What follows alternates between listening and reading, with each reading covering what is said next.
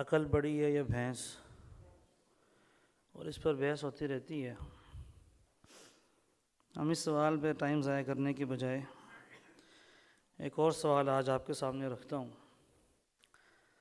معاف کیجیے گا، میں جانتا ہوں تاک رات سے ہم آئے ہیں، تھوڑی تھکاوٹ بھی ہے، نیند بھی ہے، لیکن ہم کوشش کریں گے جتنی جلدی موضوع کو اور بات کو سمیٹ سکیں۔ سوال یہ ہے کہ گھوڑا زیادہ عقل مند ہے یا انسان؟ جی، گھوڑا زیادہ عقل مند ہے یا انسان؟ جی، انسان عقل مند ہے زیادہ، اور گھوڑا؟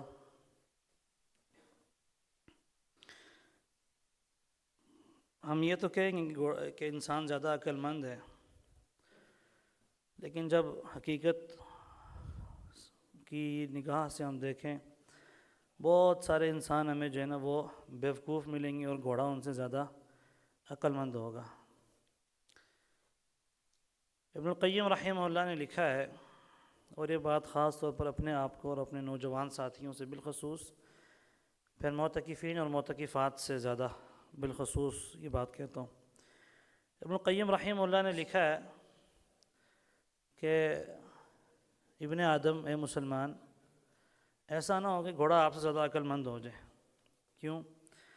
یعنی گھوڑا جو ہے جب دوڑ کے مقابلے میں ہوتا ہے، ریس لگا رہا ہوتا ہے، تو کیا کرتا ہے؟ اپنی کچھ توانائی بچا کے رکھتا ہے، اور جب وہ دوڑ کے آخری چکر میں آتا ہے، آخری مراحل میں آتا ہے، تو اپنی ساری توانائی، ساری طاقت لگا کر وہ اس مقابلے کو جیتنے کی کوشش کرتا ہے۔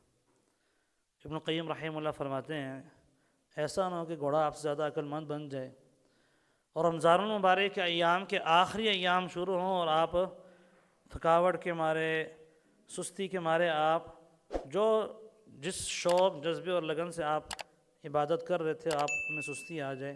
اگر یہ ہو گیا تو گھوڑا آپ سے زیادہ عقل مند ہے، اور اگر آپ گھوڑے سے زیادہ عقل مند بننا چاہتے ہیں تو آخری مراحل کو، آخری ایام کو غنیمت جانیں، اور اپنے آپ کو توڑ دیں، تھکا دیں، چور کر دیں، اپنے آپ کو جگا لیں۔ 2 دن ہے، 3 دن ہے، اس میں عبادت کر جائیں گے، کیا پتہ اللہ رب العالمین آپ کی انہی ایام کی عبادت قبول کرے۔ بہرحال آج کا ہمارا موضوع تو تھا اسلاف کی آخرت کی تیاری۔ موضوع بہت عظیم ہے بھائیوں، شاید اس موضوع کا حق ادا نہیں کر سکتا میں۔ پھر درس دینے کے لیے بھی ہمارے استاد محترم ڈاکٹر اسماعیل محمد امین حافظ اللہ نے آنا تھا، لیکن وہ بیمار ہو گئے ہیں، اس لیے ان کی جگہ پر بھی درس دینا ایک الگ مشکل مرحلہ ہے۔ بس چند باتیں آپ سے کر کے، ہمارے ذہن میں جب آخرت کا تذکرہ، ہمارے سامنے آخرت کا تذکرہ ہوتا ہے، ذہن میں آخرت کا تصور آتا ہے، تو کیا آتا ہے ہمارے ذہن میں؟ یا تو جنت یا تو جہنم۔ بھائیو، آخرت جنت جہنم سے بہت، یہ جنت جہنم آخرت کا آخری مرحلہ ہے۔ اس سے پہلے بہت سارے مرحلے ہیں جن سے انسان نے گزرنا ہے۔ ان میں سب سے پہلا مرحلہ جو ہے نا قبر کا مرحلہ ہے۔ قبر کے حوالے سے نبی صلی اللہ علیہ وسلم عثمان بن مظعون رضی اللہ عنہ کی قبر پر بیٹھے ہوئے ہیں، آپ کو دفنانے کے بعد رو رہے ہیں۔ صحابی فرماتے ہیں حتی بل الثری، آپ صلی اللہ علیہ وسلم اتنا روئے کہ جہاں پر بیٹھے ہوئے تھے وہ مٹی بھی گیلی ہو گئی۔ پھر آپ نے فرمایا لمثل ھذا فاعدوا، میرے بھائیوں اس کی تیاری کرو، اس قبر کی تیاری کرو۔ یہ جو بھائی ٹیک لگا کے بیٹھے ہیں تھوڑا سا آگے ہو جائے، اور جو سو رہے ہیں وہ بھی جاگ جائیں، جگا دیں آس پاس والوں کو جگا دیں۔ تو کہا جی لمثل ھذا فاعدوا، اس قبر کی تیاری کر لو۔ اب آپ دیکھیں آخرت سے ہمارے سلف صالحین کس قدر ڈرتے تھے۔ ابوبکر صدیق رضی اللہ عنہ فرماتے ہیں کاش میں راستے کے کنارے پہ ایک درخت ہوتا، چلنے والا ایک اونٹ آتا اور مجھے کھا جاتا، اور پھر میں اس کے معدے میں جاتا، واپس اس کے منہ میں آتا، وہ جگالی کرتا، اور پھر مجھے مینگنی کے طور پر باہر نکال دیتا، نہ میرا کوئی حساب کتاب ہوتا، نہ کوئی اور معاملہ ہوتا۔ ابوبکر صدیق، جن کے بارے میں نبی صلی اللہ علیہ وسلم کیا فرما رہے ہیں، جنت کے آٹھوں دروازے ابوبکر چاہیں گے، ہر دروازہ چاہے گا کہ تو اس کے ذریعے سے جنت میں داخل ہو۔ وہ کیا کہتے ہیں؟ ابوبکر رضی اللہ عنہ کے بارے میں آتا ہے جب آپ نماز کے لیے کھڑے ہوتے تھے گویا ایک لکڑی کو کھڑا کر دیا گیا۔ ہماری نمازوں کی حالت دیکھ لیں، ہم اپنے ٹانگوں پہ بیلنس ہی کرتے کرتے سارا جو ہے نا وہ قیام گزار دیتے ہیں، کبھی ایک ٹانگ پہ کھڑے ہیں، کبھی دوسرے ٹانگ پہ کھڑے ہیں، اور کبھی ادھر سے خارش ہو رہی ہے، کبھی ادھر سے خارش ہو رہی ہے۔ ابوبکر رضی اللہ عنہ ایسے ہوتے تھے جیسے ایک لکڑی کو کھڑا کر دیا۔ عمر رضی اللہ عنہ جو ہیں وہ تلاوت کر رہے تھے، کرتے کرتے سورۃ الطور شروع کی، اور جب اس آیت پر پہنچے ان عذاب ربک لواقع، تمہارے رب کا عذاب ہو کر رہے گا، تو بیمار ہو گئے، رونے لگ گئے۔ اس قدر بیمار ہوئے کہ دیگر صحابہ باقاعدہ ان کے گھر میں عیادت کرنے آئے اور پوچھا بھی کیا ہو گیا، خیریت ہے؟ کیا ہوا تھا جی؟ ایک آیت پڑھ لی تھی، یہ آیت ہم صبح شام پڑھتے رہتے ہیں، ہمیں کچھ نہیں ہوتا۔ یہ ہمارے اسلاف تھے۔ عمر رضی اللہ عنہ کو جب ملعون ابو لولو فیروز نے خنجر مارے، آپ زخمی ہو گئے، آپ کو اندازہ ہوگا کہ اب زندگی نہیں رہی۔ آپ کے بیٹے عبداللہ بن عمر نے آپ کا سر اپنی ران پہ رکھا ہوا تھا، آپ نے کہا عبداللہ میرا سر نیچے رکھ دو زمین پہ، اس نے عبداللہ بن عمر رضی اللہ عنہ نے نہیں رکھا، آپ نے ڈانٹا اپنے بیٹے کو، کہا وہی حق تیرا ستیہ ناس ہو، میں کہہ رہا ہوں میرا چہرہ زمین کے ساتھ لگاؤ، میرا سر زمین پہ رکھ کے میرا گال زمین کے ساتھ لگا دو۔ بیٹے نے اس طرح کر لیا، آپ رونے لگ گئے اور کہا ویلی ویل امی، میری بھی بربادی ہے، میری ماں کی بھی بربادی ہے، ان لم یرحمنی ربی ویغفر لی، اگر میرا رب مجھ پر رحم نہ کرے۔ یہ کون ہے جی؟ عمر رضی اللہ عنہ۔ نبی صلی اللہ علیہ وسلم فرماتے ہیں کہ میں نے عمر تیرا سفید موتی کا محل جنت میں خود دیکھا ہے۔ عمر رضی اللہ عنہ کہتے ہیں کہ میری خواہش ہے جب حساب کتاب کا دن آئے تو اللہ رب العالمین برابر مجھے چھوڑ دے، برابر چھوڑ دے۔ عثمان رضی اللہ عنہ قبر پہ کھڑے ہو کر روتے ہیں، یہاں تک کہ ان کی داڑھی گیلی ہو جاتی ہے۔ کہتے ہیں کہ اگر مجھے جنت اور جہنم کے درمیان کھڑا کر دیا گیا اور مجھے نہ پتہ لگا کہ میں نے جنت میں جانا ہے یا جہنم میں جانا ہے، تو میری یہ خواہش ہوگی کہ مجھے واپس مٹی میں ریزہ کر دیا جائے۔ اگر ہمیں جنت جہنم کے درمیان کھڑا کر دیا جائے تو ہمارا کیا حال ہوگا؟ تو یہ سلف صالحین تھی جو آخرت کی تیاری، جنت جہنم سے پہلے بہت سارے مرحلے ہیں، قبر کا مرحلہ ہے، قبر کے مرحلے کے بعد بہت بڑا مرحلہ ہے، وہ کیا ہے؟ اللہ تعالیٰ کے سامنے کھڑا ہونا۔ اس پر آگے بات کرتے ہیں۔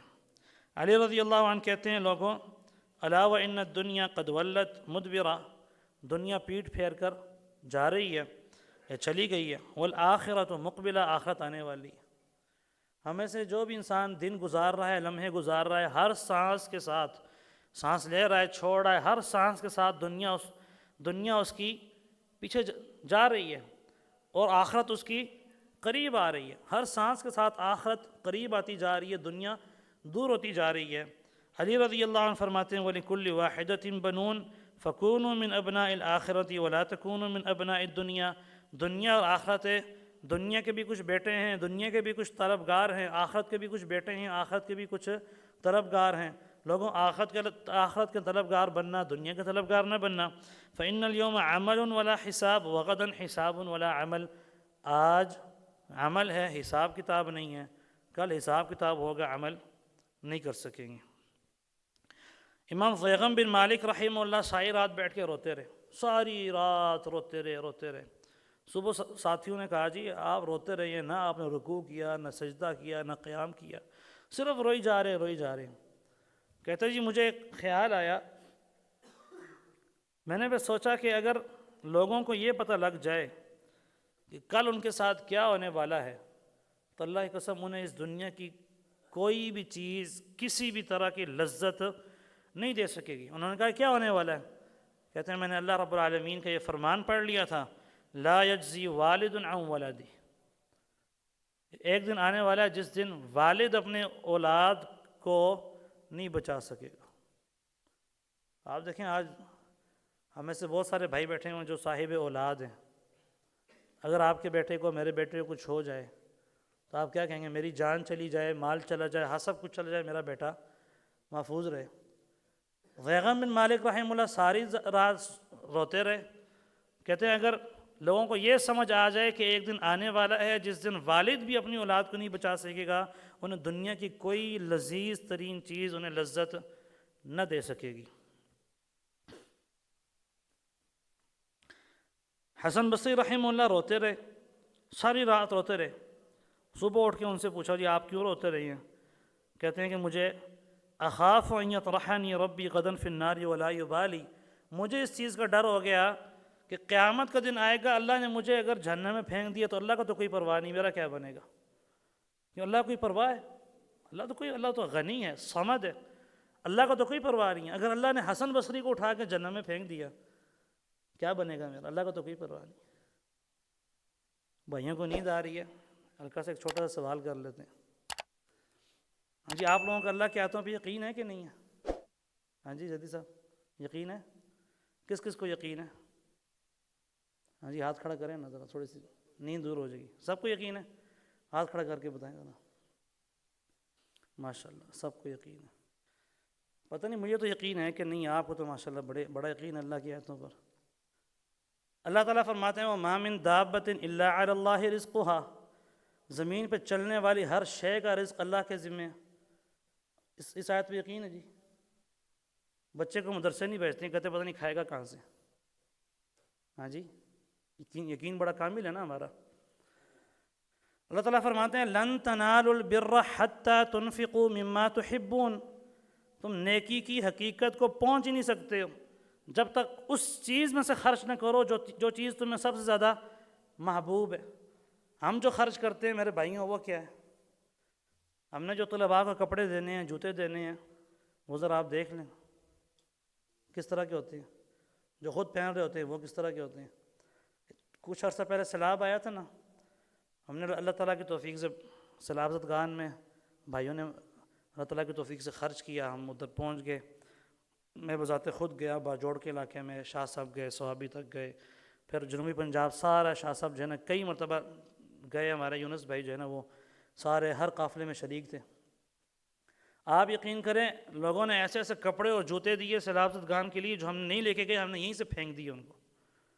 جوتے کی آخری سلائی اٹکی ہوئی ہے، جگہ جگہ سے وہ ٹوٹا ہوا ہے، کپڑے ایسے ہیں کہ کوئی پہن نہیں سکتا، وہ اٹھا کے کدھر دے رہے ہیں؟ سیلاب زدگان میں دعا کر رہے ہیں اللہ سیلاب کو دور کر دے۔ ایسی حرکتوں سے سیلاب دور ہوگا؟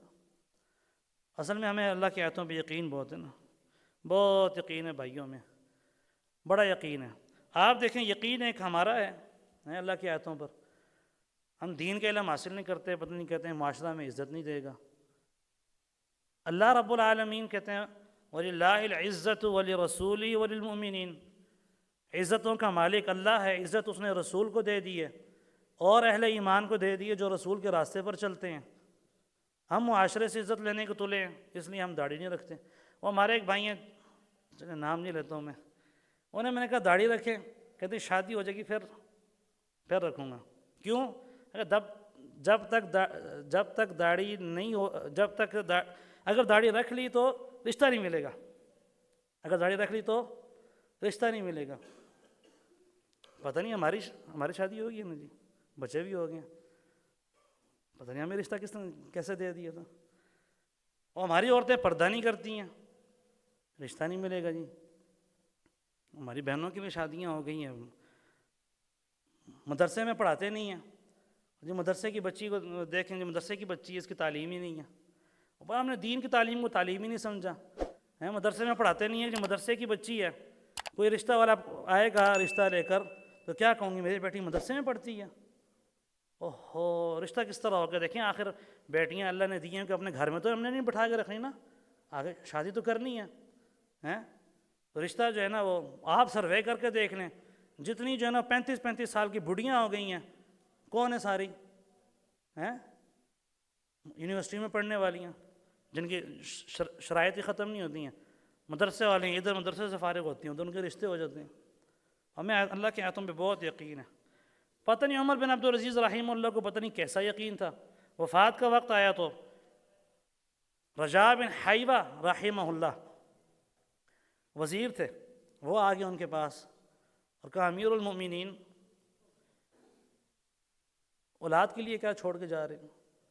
ہمیں بھی اللہ کے ہاتھوں پہ یقین ہے بھائیوں، سب نے ماشاءاللہ ہاتھ کھڑے کیے تھے، اور سب کے آپ جو والدین ہیں ان سے آپ پوچھنے اولاد کے لیے کیا کما کے جا رہے ہیں، کیا چھوڑ کے جا رہے ہیں؟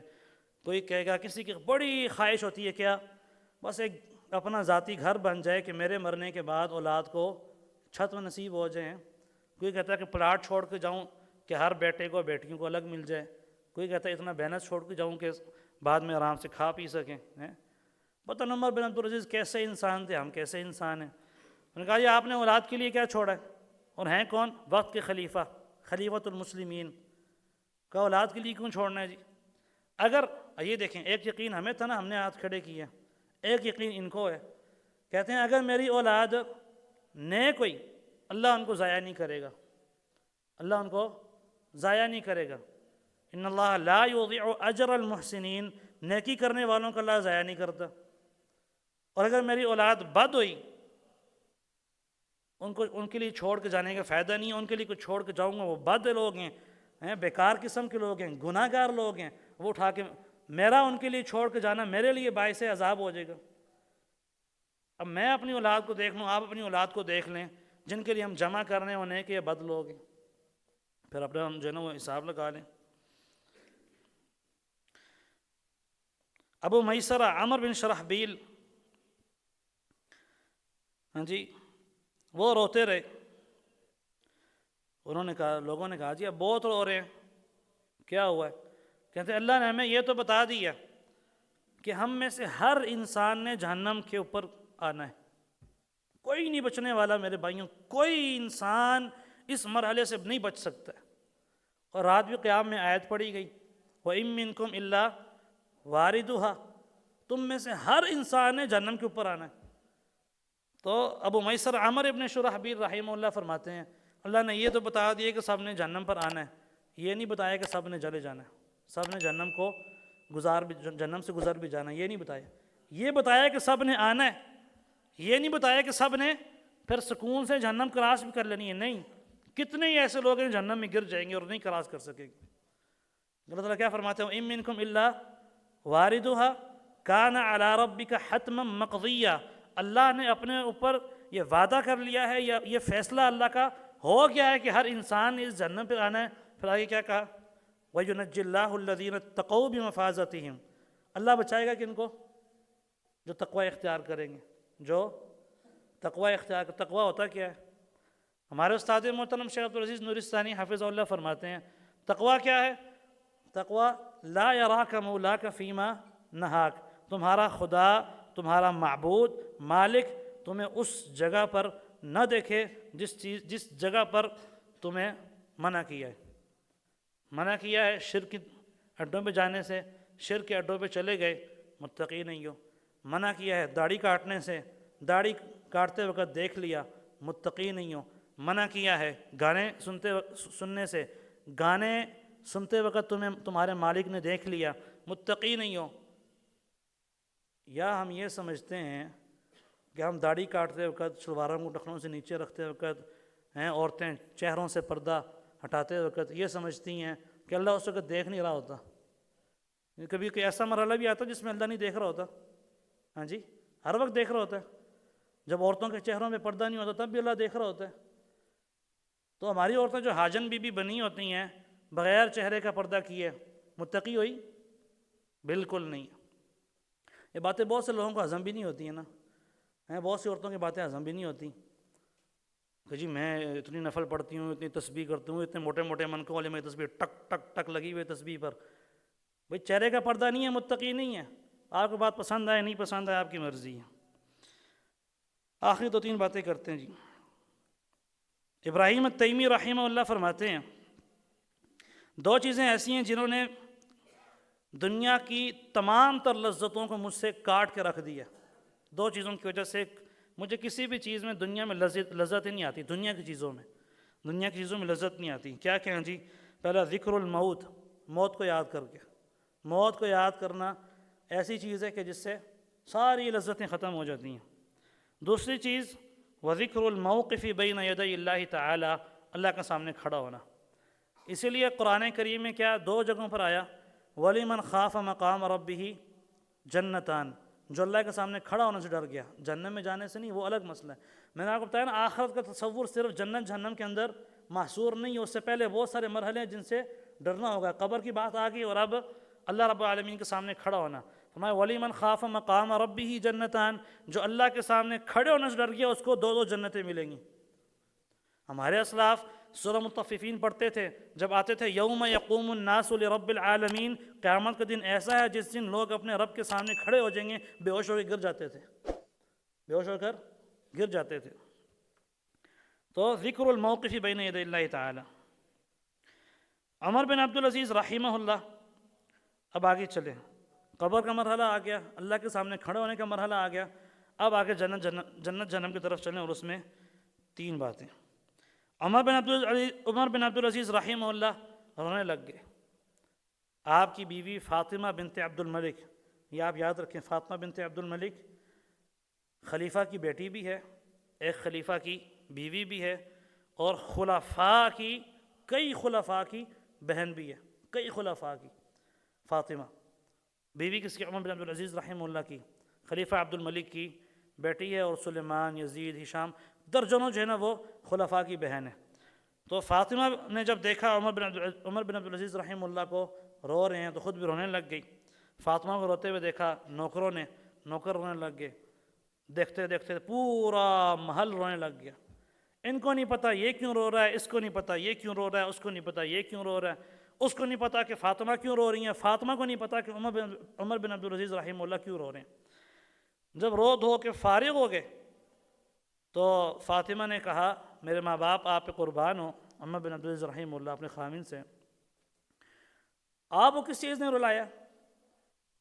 کس چیز نے رلایا؟ کہتے ہیں میرے ذہن میں تصور پیدا ہو گیا کہ اللہ کے سامنے کھڑا ہونا ہے، جب ہو جائیں گے، حساب کتاب ہو جائے گا، اس کے بعد 2 گروہ بن جانے ہیں، فریق فی الجنت و فریق فی السعیر۔ بس یہی چیز میں سوچ کر ڈر گیا، رونے لگ گیا کہ ایک گروہ نے جنت میں چلے جانا ہے، ایک گروہ نے جہنم میں چلے جانا ہے، پتہ نہیں ہمارا کیا بنے گا۔ امام محمد بن المنکدر رحمہ اللہ رونے لگ گئے، روتے رہے، اتنا شدید روئے گھر والے پریشان ہوں گے، کوئی آتا پوچھنے کے لیے کیوں رو رہے ہو تو مزید رونا شروع ہو جاتے۔ انہوں نے پھر ان کے دوست اور ساتھی امام ابو حازم رحمہ اللہ کو بلایا۔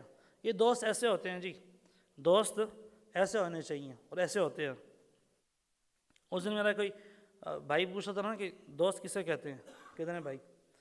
ہاں، اس دن پوچھا تھا نا آپ دوست کسے کہتے ہیں، دوست اسے کہتے ہیں، جی سن لیں۔ محمد بن منکدر رحمہ اللہ رونے لگ گئے، گھر والوں نے پوچھا، مزید رونے لگ گئے، ڈر گئے کہ کہیں ہلاک نہ ہو جائیں روتے روتے۔ ان کے دوست امام ابو حازم رحمہ اللہ کو بلایا اور کہا کہ اپنے دوست کو دیکھ لیں، کچھ ہو گیا انہیں۔ وہ آئے، دیکھا رو رہے ہیں تو کہا کہ اپنے دوست سے کچھ تکلیف ہے تمہیں، کوئی پریشانی آ گئی ہے، کوئی بیماری ہے، کہیں درد ہو رہا ہے؟ کہا نہیں، میں قرآن پڑھ رہا تھا، پڑھتے پڑھتے میں اللہ تعالیٰ کے اس فرمان پہ پہنچا وَبَدَا لَهُم مِّنَ اللَّهِ مَا لَمْ يَكُونُوا يَحْتَسِبُونَ، کہ قیامت کے دن آئے گا، لوگوں کے سامنے اللہ کی طرف سے وہ عذاب آئے گا جس کا وہ توقع بھی نہیں کرتے تھے۔ یہ آیت ابو حازم نے سنی، جو چپ کرانے آئے تھے تو وہ بھی رونے لگ گئے۔ گھر والوں نے کہا اللہ کے بندے، آپ کو ہم نے بلایا تھا اپنے دوست کو چپ کرانے کے لیے، آپ بھی ساتھ رونے لگ گئے۔ تو کہا یہ آیت ہی ایسی ہے کہ قیامت کا دن آئے گا وَبَدَا لَهُم مِّنَ اللَّهِ مَا لَمْ يَكُونُوا يَحْتَسِبُونَ، اللہ کی طرف سے وہ عذاب آئیں گے جن کا انسان کو توقع ہی نہیں تھا، توقع ہی نہیں تھے۔ بشر بن المنذر رحمہ اللہ فرماتے ہیں میں نے امام اوزاعی رحمہ اللہ کو دیکھا، امام اہل الشام، مطبوع مذہب والے، اگرچہ ان کے مذہب کی تدوین نہیں ہوئی جس طرح ائمہ اربعہ کی ہوئی، لیکن بہت بڑے امام اہل الشام امام اوزاعی رحمہ اللہ کہتے ہیں میں نے امام اوزاعی رحمہ اللہ کو دیکھا کأنہ اعمی من الخشوع والبکاء، گویا کہ آپ رو رو کر اندھے اور نابینا ہو گئے۔ امام عطا سلیمی رحمہ اللہ، آپ کی آنکھوں میں تکلیف شروع ہو گئی رونے کی وجہ سے، بہت تکلیف ہوئی، طبیب آ گیا، ڈاکٹر آ گیا علاج کرنے کے لیے، اس نے کہا جی علاج کی ایک ہی شرط ہے، علاج کی ایک ہی شرط ہے، اور وہ کیا ہے؟ آپ 3 دن تک روئیں گے نہیں، کتنے دن؟ 3 دن. اس کے بعد آپ روتے رہے. 3 دن میں آپ کی آنکھوں میں دوائی ڈالوں گا. 3 دن آپ نے رونا نہیں ہے. ہم ہوتے تو کیا کہتے ہیں؟ ہم کہتے ہیں ہماری آنکھیں ٹھیک کرتے ہیں، ہم سارا سال نہیں روئیں گے. ہمیں روئے ہوئے آخری مرتبہ ہم کب روئے تھے جی؟ کسی کو پتہ ہے؟ وہ امام کے ساتھ رو لینا، امام کا مقتدیوں کے سامنے رو لینا، یہ تو معتبر نہیں ہے نا. معتبر کون سا رونا ہے؟ من ذکر اللہ خالیا ففاضت عیناہ، جو اکیلے میں بیٹھا ہو اپنے گناہوں کو یاد کر لے، اللہ سے ڈر جائے اور اس کی آنکھوں سے آنسو نکل جائیں، تو قیامت کے دن اسے کیا ہوگا؟ اللہ رب العالمین عرش کے سائے تلے اسے جگہ دے دیں گے. من ذکر اللہ خالیا ففاضت عیناہ. عینانی لا تمسہم النار، 2 آنکھیں ایسی ہیں جن پہ جہنم کی آگ کو اللہ نے حرام کر دیا ہے.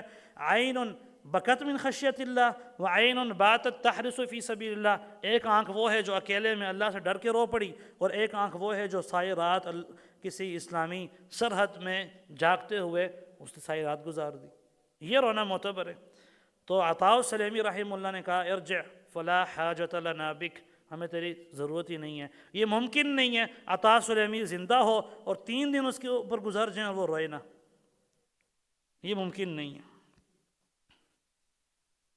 عطاء السلیمی رحمہ اللہ وضو کیا، وضو کے بعد جو ہے نا وہ چیخ ماری اور بے ہوش ہو گئے. پھر اٹھے، رونے لگ گئے. لوگوں نے کہا جی خیر ہے، کیا ہو گیا آپ کو؟ ہم بھی وضو کرتے ہیں، پتہ ہی نہیں ہوتا وضو کرتے، باتیں بھی کر رہے ہیں، پانی بھی ضائع ہو رہا ہے. پھر ہم سمجھتے ہیں اوہو بڑا ہم نے کارنامہ سر انجام دے دیا، ہماری نمازیں بھی قبول ہوگی. گویا کہ ہم نے اللہ پہ احسان کر دیا اس کے سامنے نمازیں پڑھ کے. اور یہ ایسے لوگ ہیں، انہوں نے عطاء السلیمی رحمہ اللہ نے وضو کیا، وضو کر کے رونے لگ گئے، چیخ ماری، بے ہوش ہو گئے. اٹھے، لوگوں نے پوچھا جی کیا ہوا ہے؟ کہتے ہیں مجھے یہ خیال آیا کہ میں نے ابھی وضو کیا اور اب میں جا کے اللہ کے سامنے کھڑا ہونے لگا ہوں. نماز میں، آخرت اور اللہ کے سامنے کھڑا ہونا نہیں، نماز کے لیے جو میں کھڑا ہو رہا ہوں، میں کس کے سامنے کھڑا ہو رہا ہوں؟ اللہ کے سامنے کھڑا ہو رہا ہوں. بس اسی خیال نے جو ہے نا مجھے رلا دیا اور بے ہوش کر دیا. میرے بھائیوں، یہ ہمارے اسلاف تھے جن کے سامنے موت کا تذکرہ آتا، جن کے سامنے قرآن پڑھا جاتا، تو یہ ان کی حالت تھی. ایک ہماری حالت ہے، لوگ نماز پڑھ رہے ہیں، ہمارا پیچھے شور ختم نہیں ہوتا ہے. لوگ نماز پڑھ رہے ہوں، ہم نماز پڑھتے ہیں، ہمارا جو ہے نا وہ ذہن ہی نہیں، پتہ نہیں کہاں ہوتا ہے، ہمیں پتہ نہیں ہوتا ہم نے کیا پڑھا ہے کیا نہیں پڑھا. سجدے میں کیا کیا کیا نہیں کیا. سجدے کی دعائیں ہمیں نہیں آتی ہیں، سبحان رب الاعلیٰ. بچپن میں جو امی ابو نے سکھائے تھی، اب 50 سال کے 60 سال کے بوڑھے ہو گئے ہیں. دنیا کی ہمیں ہر چیز کا پتہ لگ گیا ہے، اے آئی کا آ گیا ہے، چیٹ GPT کا پتہ لگ گیا ہے، گروک کا پتہ لگ گیا ہے، ہر چیز کا ہمیں پتہ لگ گیا ہے. نہیں پتہ لگا تو ہمیں سجدے کی دعائیں نہیں یاد ہوئی، اور جو یاد نہیں ہوتی ہیں تو بڑی مشکل، بس سبحان رب الاعلیٰ پڑھ لیتے ہیں کافی ہے. اور جی اللہ نے معاف کر دینا، اور جی اللہ جو ہے نا وہ بڑا غفور الرحیم ہے. میرے بھائیوں، جہاں اللہ نے یہ بتایا کہ نبی عبادی انی انا الغفور الرحیم، اے میرے حبیب میرے بندوں کو یہ بتلائیے کہ میں بڑا بخش دینے والا ہوں، بڑا رحم کرنے والا ہوں.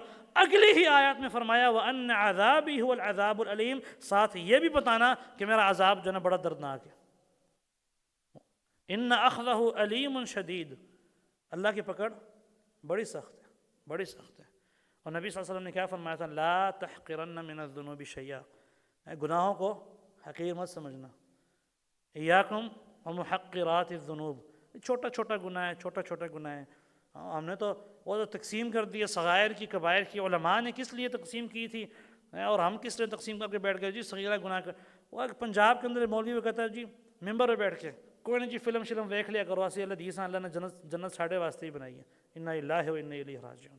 مجرم قوم کا مجرم ہے، امت کا مجرم ہے ایسا انسان. ہم نے تو جو ہے نا عبداللہ بن مسعود رضی اللہ عنہ فرماتے، آخری بات ہے، عبداللہ بن مسعود رضی اللہ عنہ فرماتے ہیں اس اثر کے سامنے اپنے ساری زندگی کو آپ رکھ دیں. یہ عبداللہ بن مسعود رضی اللہ عنہ کا یہ قول جو ہے نا وہ کس کی طرح ہے؟ مجھر کی طرح ہے، جس کے وہ جو مجھر ملتا ہے نا اس میں آپ وہ شیشی میں چیزیں لگا کے رکھتے ہیں، پھر وہ آپ کو زوم کر کے ایک ایک ذرات، ایک ایک خلیہ، ایک ایک چیز آپ کو جو ہے نا وہ دکھاتا ہے، لیبارٹری میں موجود ہوتا ہے.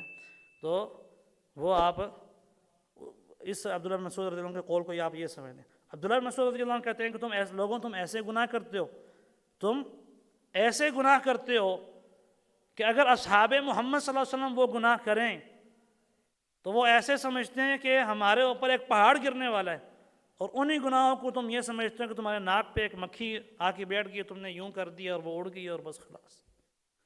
یہ ہمارے اسلاف تھی، یہ ہمارے اسلاف تھے، یہ ان کے آخرت کی تیاری تھی۔ ایک ہمیں اللہ کی آیتوں پہ یقین ہی بہت ہے، اور یہ ہماری آخرت کی تیاری ہے۔ اللہ رب العالمین ہمارے ان ٹوٹے پوٹے اعمال کو قبول فرمائے، ہمیں صحیح معنوں میں آخرت کی تیاری کرنے کی توفیق عطا فرمائے، اسلاف کے نقش قدم پہ چلنے کی توفیق عطا فرمائے۔ 2 دن 3 دن رمضان کے رہ گئے ہیں، ہمیں گھوڑے سے زیادہ عقل مند بنا دے، کہیں ایسا نہ ہو کہ رمضان ختم ہو جائے، گھوڑا ہم سے زیادہ عقل مند ہو، ہم بیوقوف کے بیوقوف ٹھہرے رہیں۔ وآخر دعوانا الحمدللہ رب العالمین۔